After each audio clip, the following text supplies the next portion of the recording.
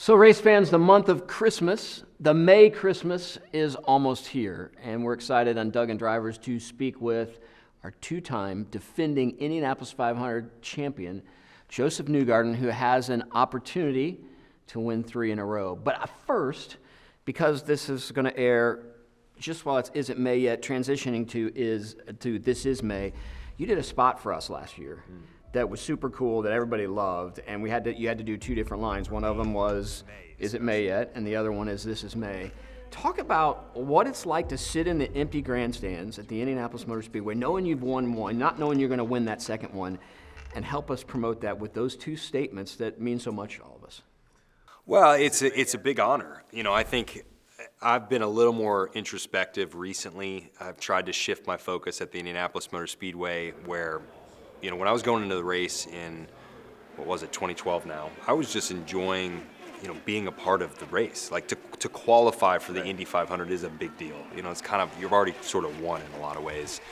And so I felt that after winning the first one, sitting there in the stands, you feel the magnitude of it. You feel the history. That's what stands out to me. People always ask, what is so special about the Indianapolis Motor Speedway? What makes it what it is? And it is the history. It's the people. You feel that. You sit in the seats and you feel the legacy. And so, promoting that race and saying, hey, why do you want to be here? Why are we looking forward to May? It's it's a cultural thing. It's a phenomenon that's so special in Indiana, but I think, the fabric of America. And we just got to keep pushing that message. It's always been there. It's always been a big deal.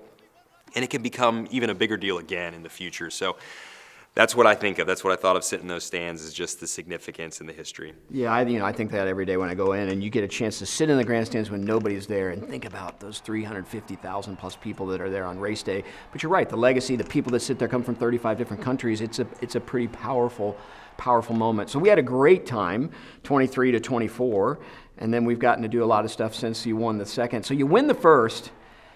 Is it just kind of surreal when holy cow, I won a second and did it 2 times in a row? It was very unexpected. It was unexpected to win the first one. I'd gone 11 years without winning the race, and every year that goes by, you feel a little guilty being upset, but how can you not be? When you show up and you put all that work in, the team puts all the work in, you just feel defeated if you don't win the race. And so when we broke through to finally win it, it was a bit of a shock in a lot of ways. Not that I didn't feel like we couldn't win it, it just hadn't happened. And so, you win it one time, you kind of show up with a little bit of ease the next time around. I think that's actually very true. Even if you talk to me today and you say, all right, you're going to roll in there going for 3 in a row, I just feel more at ease every time I show up to the Indianapolis Motor Speedway. If you tick one off the board, it's such a big deal. I think about all the drivers that have never won that race that probably should have. And so even just getting 1 victory around there is such a huge accomplishment. Getting 2 and doing it back-to-back and learning about the history that not many people have done that and no one's done 3 in a row, it's kind of outside of my wildest dreams. I feel like I'm playing catch-up in a lot of ways, though. When you're young and you just started at the Speedway, you have these grand ambitions. I'm just kind of overconfident. I want to win 5. I want to be the first person to do that. And then you get humbled for so many years. And then all of a sudden we've got this great wave and you start dreaming again of what can be. So last year was a little unique. We had the rain delay. Did that play into your mind at all? Or were you just relaxed enough that the rain delay didn't impact you? Or what did you do during the rain delay? I went through a very interesting emotional state with race day. So first off, when we all knew the rain was coming, right? I remember, you guys were on it. We had all the weather forecasted beforehand. It really didn't look good. I thought for sure we were racing on Monday. I think most of us did. And, it kind of made me feel a little uneasy. I remember that morning, normally you're getting pumped up. You're like, all right, I just need to calm and settle and get ready to go to the grid. It was like we knew we weren't going to get to the grid, so it just put me in this odd mental space, and I didn't feel good about it. And so I took a nap with my son. Nap time was at 12, and it started raining. I'm like, well, we're definitely delayed, so I'm going to take a nap with Coda. And when I woke up, it was all gone. It was clear, and it looks like you're going to race. And I just felt really good in that moment. And so, comparing to 3 hours before at 11 a.m., I didn't feel ready to go. I felt ready to go at 2, 3 o'clock.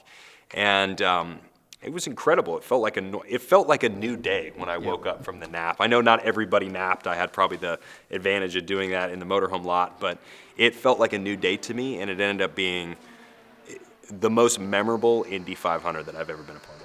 And I think a lot of people feel that way because of the challenges of the day, but also because of how great the race ended up being. I mean, really the whole race was fantastic, but those last 100 miles were just really epic. And a part of that maybe due to the fact that temperatures were cooler, the lighting looked particularly beautiful, the way the sun was. But the battle between you and Pato ends up being one for the ages. It was an unbelievable battle, crazy last lap. We've talked about this before, but not on camera. You, white flag, end up getting past. At that point in time, what in your mind makes you think, okay, I've got less than 2.5 miles, but I'm going to figure out how to get to the front? Well, I liked his decision. I think most people look at Pato and when he passed me and think, after the fact you go, oh, why'd you do it then? But that's hindsight's 2020. I mean, I understood his logic. That day it was cooling off, as you said, it was very racy. But the conditions were really tough in 1-2. The track was cooling faster in 1-2 compared to 3-4. 3-4 was really easy. Like, it was super easy to follow and to stay close to people. Turn 1 and 2, as soon as someone passed you going into 1, you had to check up and you would lose a lot of ground. And I think Pato was thinking, well, let me pass him into 1 and he won't be able to recover and get me to the line again. I think that was his thought process, and I actually agree with him. That's kind of how I was assessing the racetrack. But as soon as he was going by me on the front straightaway, I thought, you know what? I'm going to have an unbelievable turn 1. I'm going to have the best turn 1 that I've had here in the last 30 laps. I'm going to stay close enough, and whatever run that I get off turn 2, I'm taking. If it's good or a bad run, I'm taking it. And I just, I think you got to have that sort of lead at all cost mentality. You don't know what's going to happen at Indy. If the yellow comes out in turn 1-2, Pato wins that race. Right.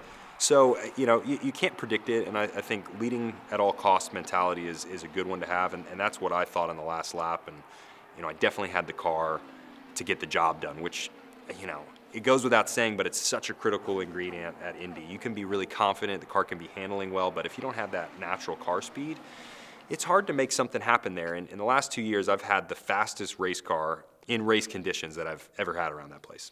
So you're heading down the backstretch. Is there a point in time where you either go, okay, I got enough momentum here, or, oh man, I don't know if I have enough? And then is your spotter talking to you at all at that point? If my spotter was talking to me, I wasn't listening. I wasn't hearing it, is what I should say. I came off, I remember coming off 2, and Pato made his huge weave, as you would. He's trying to break the toe. And I thought, okay, I'm not going to scrub nearly as much as him. I'm just going to kind of chill off the corner. I'm going to lazy fade to the inside. And I let him come back to center, and then I sniped him. I was like, as soon as he comes back off this huge fence, then I'm going to lock onto him. And then I started weaving with him. And I thought, ooh, this is a decent run. It's not a great run. It's a decent run. And then when I pop out, I'm like, it's a little late. I don't know I'm going to get there. It's a little late. We go into turn 3, and I'm like, I don't know that I'm going to clear him. I just don't know. And I just hung it, as high as I could for as long as I could. And it seemed, then I start looking at my mirror because I'm just inching ahead of him. And I thought, if I can just hang up here long enough, I might get enough time to just clear him. And so that was my mentality in the moment. And, you're just kind of reacting to this. Like, this isn't premeditated. Like, I'm just reacting to where he is. And I remember looking in my mirror and thinking, I may have cleared him. I don't know if I have, but I may have cleared him. And I'm starting to come down. And as soon as I was clear and I saw him just wash up in my mirror, I thought, that's the race right there. Right. That's it. Right. And it just needed that moment just needed to go right. Yep. It was very easy where Pato could have touched me and we both could have wrecked, or maybe I just wrecked, or maybe he just wrecks. That could have happened very easy. But he left me enough racing room. I tried to leave him racing room. And as soon as that moment was right and I cleared him, I thought, okay, that's job done. Do you remember the first interaction you had with Pato after the race?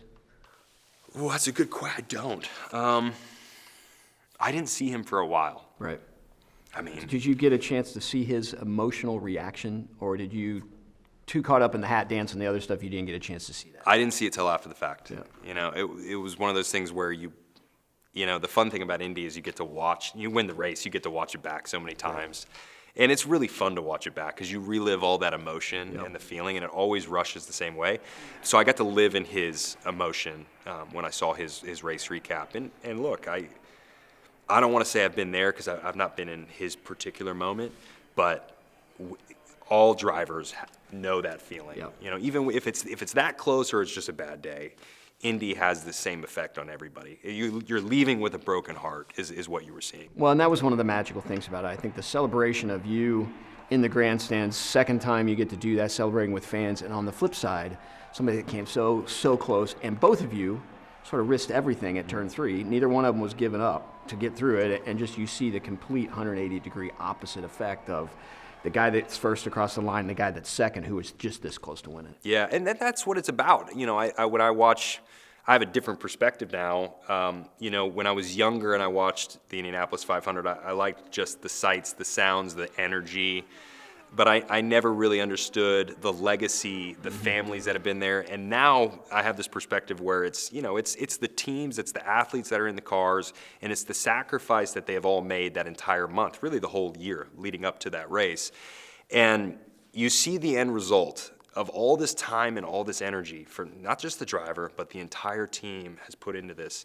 And it's, when you don't win it, it's a complete heartbreak. And Right. it's Pato is, he's showing you the heartbreak, but everybody in that team has it. Mm-hmm. They feel it the same way as him. He's just showing it to you, you know, on TV. So it's what makes it so special. The grandness of Indy is what makes it so heartbreaking, but also so special to win.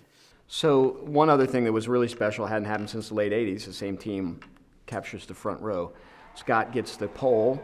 How fun is a moment like that where you get to celebrate with your teammates, but more importantly, you had a chance to celebrate with Roger, something that had only been done one other time, and Roger actually did it in the late 80s. The three of you getting on that Monday to roll out there, the 3 cars, you get that front row photo, and then race day morning, as you're coming to the line, it's your teammates around you. Well, it really emphasizes the team point, you know, I harp this a lot about Indy, but it's so true. Every track, every race is a team. It's a team sport. We've all got to do our jobs. Indy emphasizes that more than anywhere. So what happened with that front row lockout was you really saw the success of the team, and everybody got to kind of enjoying that. It didn't matter. Like, of course, I wanted to be the car on pole. That would have been more preferred, but you know, in the moment, it didn't matter. All 3 of our cars were on the front row, and everybody was sharing in that accomplishment, and everyone was really proud of it. And we had come a long way. You look at the 3 years prior to that, we struggled to qualify for this race.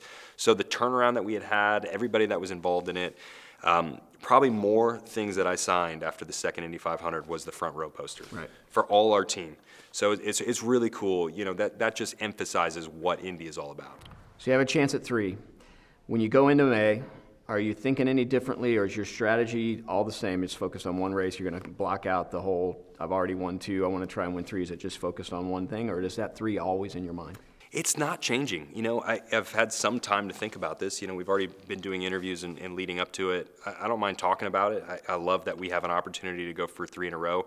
Look, if it doesn't happen, it's okay. It's, you know, at the end of the day, we have nothing to prove.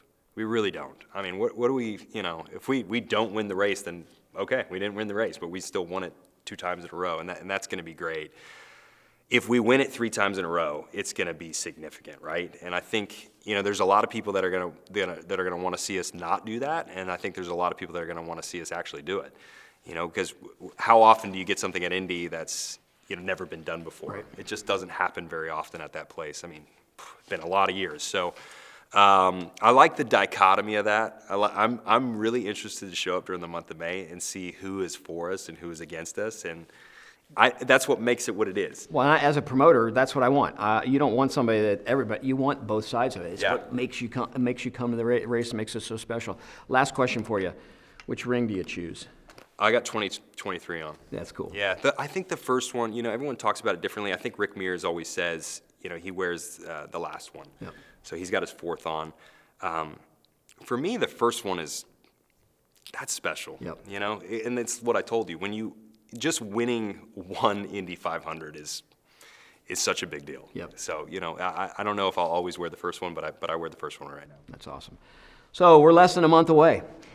We will know if Josef Newgarden can do something nobody has ever done in 109 runnings of the Indianapolis 500, and that's win 3 in a row. It's going to be fun to watch. It's going to be a fantastic May like it always is, and we're all going to be there to either root Josef to that 3rd win or maybe root against him. Either way, we can't wait to see you at the Indianapolis Motor Speedway on May 25th.